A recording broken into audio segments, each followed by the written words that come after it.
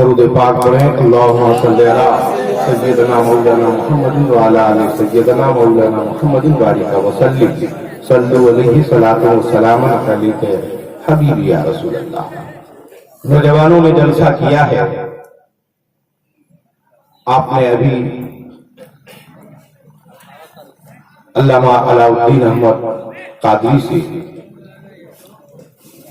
مدلل اور مفصل تقریر سماعت فرمائی۔ نوجوان آج بھی ہیں،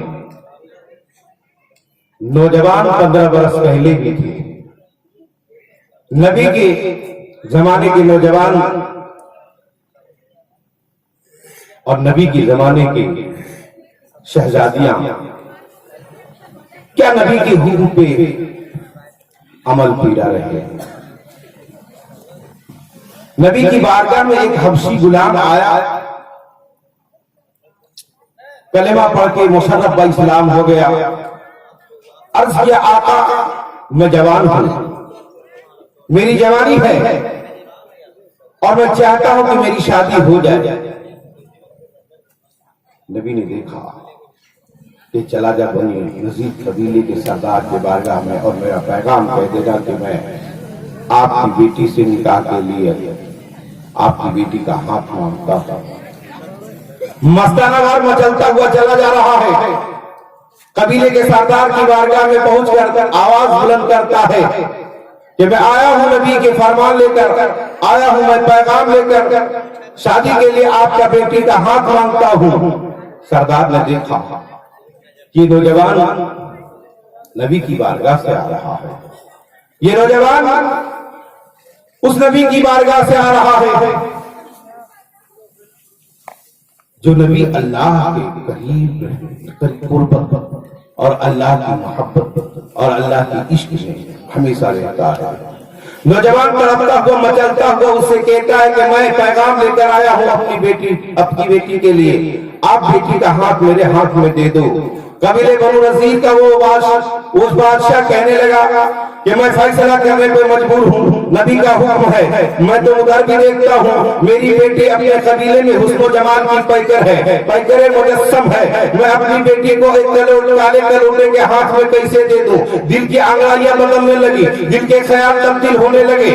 اسی آسرا میں وہ آدمی جو نبی کی بارگاہ سے گیا ہوا تھا وہ کالا کلوٹا تھا، مغمور ہو گیا، مذہول ہو گیا اور بہت ہی پریشان ہو گیا کہ اب تو یہ ہاں نہیں کہہ رہا ہے، یہ فیصلے کو ٹال رہا ہے اور کہہ رہا ہے کہ میں سوچ کر، میں وچار کر کے میں کچھ دنوں کے بعد تمہیں بتاتا ہوں۔ اب وہ وہاں سے واپس ہونے لگا، اندر سے آواز آئی ابو جان آپ جانے والے کو روک دیجئے، اب جو جا رہا ہے اسے روک لیجئے، جو مکان سے باہر جا رہا ہے اسے واپس کر لیجئے۔ باپ نے بیٹی سے کہا بیٹی کیوں روک لوں، تو بڑی خوبصورت ہے، یہ کالا ہے، سماج ہمیں پکڑ لے گی، سماج سے ہمیں خطرہ ہے، سماج سے ہمیں ڈر ہے کہ کہیں یہ نہ کہتے کہ بادشاہ نے اپنی بیٹی کو کالے کلوٹے کے ہاتھ میں دے دیا ہے، بادشاہ نے اپنی بیٹی کو ایک خوبصورت کے ہاتھ میں دے دیا ہے۔ میں اس لیے فیصلے کو بھی اپنا فیصلہ سنا نہیں رہا ہوں، اپنے فیصلے کو بالا طاق رکھا ہوں۔ بیٹی تمہاری کہہ رہا ہے تم کیا چاہتی ہو؟ بیٹی طاق پر کہتی ہے کہ ابو جان دنیا کی بیٹیوں کے رشتہ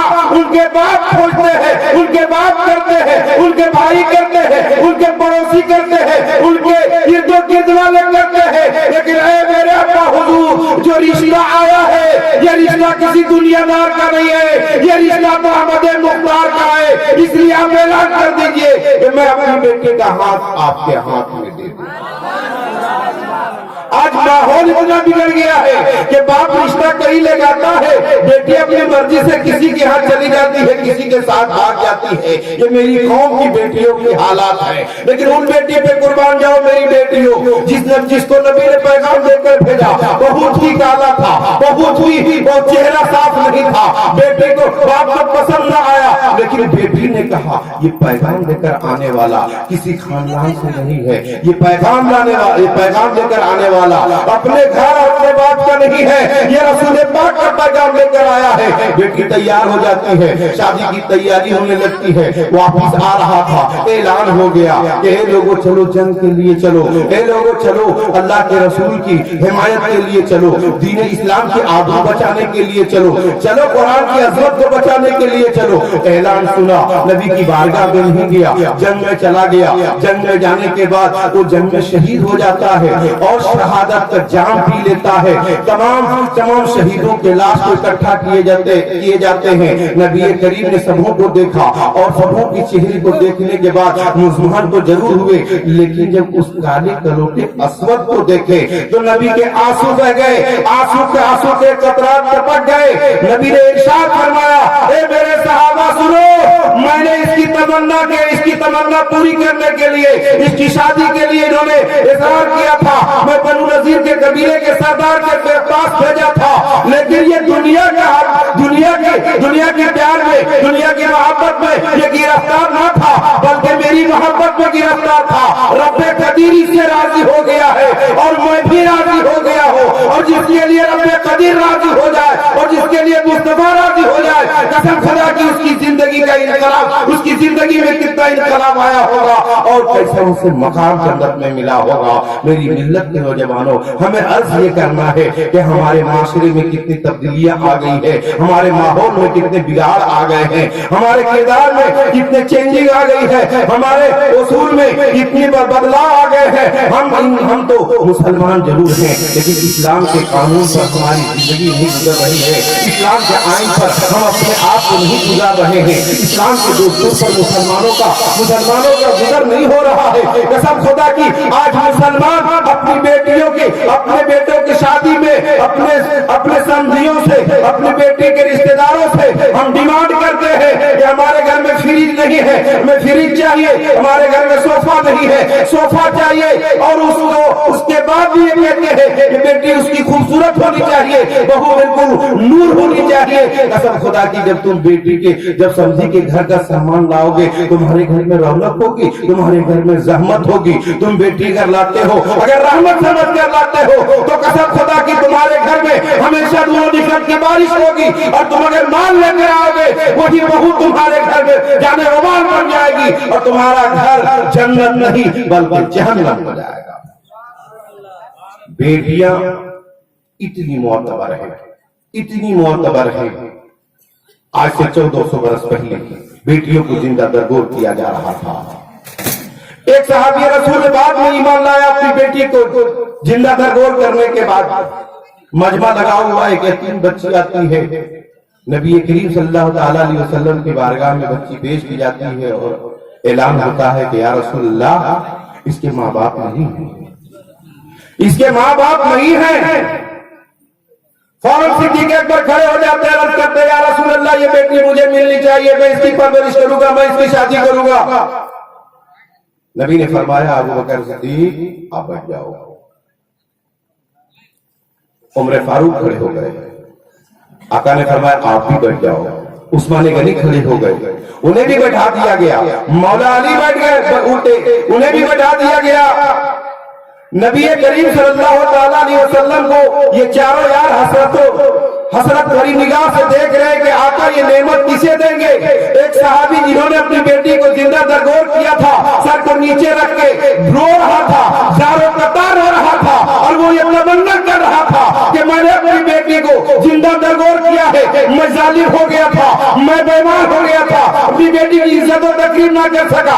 आज इसी बेटे के लिए सिद्दीक़ अकबर खड़े हो रहे हैं, उस्मान गनी खड़े हो रहे हैं, मौला अली खड़े हो रहे हैं। या रसिया परवरदिगारा, ये नेमत अगर मुझे मिल जाती तो मैं इसकी शादी करता, इसकी किफालत करता, इसकी परवरिश करता, परवरिश के बाद शादी करता, तो शायद मेरे गुनाह का कफ़ारा अदा हो जाता। इसी आसिला में आंसू बहा रहा था। नबी करीम सल्लल्लाहु अलैहि वसल्लम वसल्लम ने इरशाद फरमाया कि रोने वाले अब तू उठ जा, ए तो आंसू बहाने वाले अब तू बेदार हो जा, ए अपने चेहरे को नीचे करने वाले अब तू चेहरा उठा और ये नेमत तू ले और इसकी परवरिश की कीमत तू ले और इसे इसकी परवरिश करके तू इसकी शादी कर देता है तो तुम्हारे गुनाह भी माफ हो जाएंगे और तुम्हारे लिए जन्नत के रास्ते भी हमवार हो जाएंगे।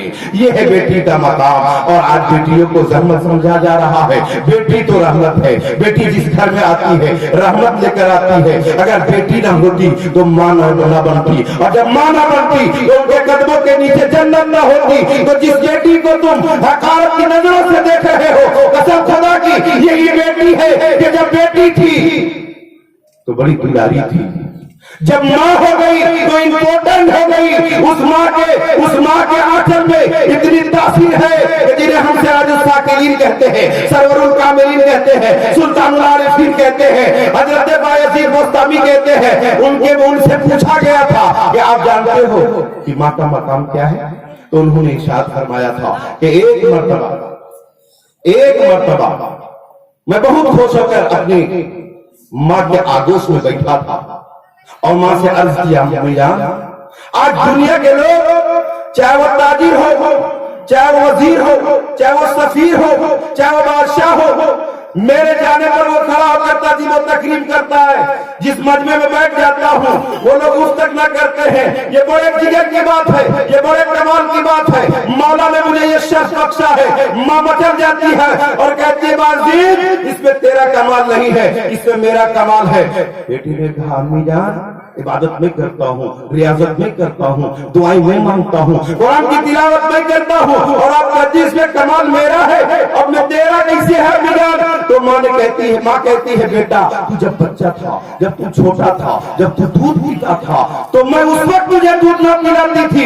सर्दियों की रातों में तहज्जुद के लिए उठती थी, वजू करती थी, तो नमाज पढ़ती थी, फिर कुरान की तिलावत करती थी, रब की बारगाह में दुआ करती थी तेरे हक में, तब जाकर तुझे दूध पिलाती थी। बेटा ये तेरी इबादत का कमाल नहीं है बल्कि मेरे दूध का कमाल है। तो माँ को किरदार बनाना होगा अपने बेटे के लिए। माँ आज अगर गालियां देकर बच्चे को दूध पिलाएगी तो बेटा कामयाब नहीं होगा। माँ अगर बदफुआश कलामी करके बेटे को दूध पिलाएगी तो बेटा कामयाब ना होगा। और वही माँ अगर बिस्मिल्लाह पढ़ के अपने बेटे के मुंह में अपना दूध रखेगी, कसम खुदा की वो बेटा एक दिन मुजाहिद आजम बन के निकलेगा। वही बेटा सिद्दीक़ आजम बन के निकलेगा। वही बेटा उस्मान गनी बन के उनके किरदार बन के लेकर उभरेगा। वही बेटा आपके फारूक आजम के अखबार बनकर चमकेगा। वही बेटा जलसा कराएगा। वही बेटा उलमा की ताज़ीम करेगा। वही बेटा अपने माँ बाप की खिदमत करेगा। वही बेटा अपने लोगों की इज्जत और ताज़ीम में कसर नहीं छोड़ेगा।